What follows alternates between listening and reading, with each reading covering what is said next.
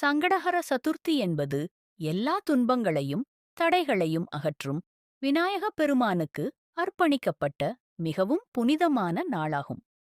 பௌர்ணமிக்குப் பின் வரும் 4ஆம் திதியில் இந்த விரதம் கடைபிடிக்கப்படுகிறது.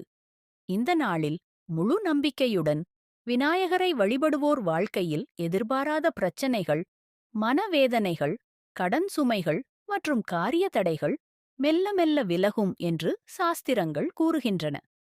புராணங்களின்படி தேவர்களும் முனிவர்களும் கூட தங்களுடைய சங்கடங்களை நீக்க இந்த சங்கடஹர சதுர்த்தியை பக்தியுடன் கடைப்பிடித்தனர்.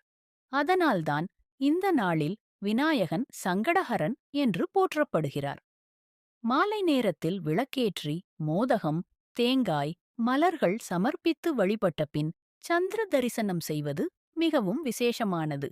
தொடர்ந்து சங்கடஹர சதுர்த்தி விரதம் அனுசரிப்பவர்கள் மன அமைதி, குடும்ப ஒற்றுமை, வெற்றி மற்றும் ஆன்மீக வலிமையை பெறுவார்கள் என்பது நம்பிக்கை.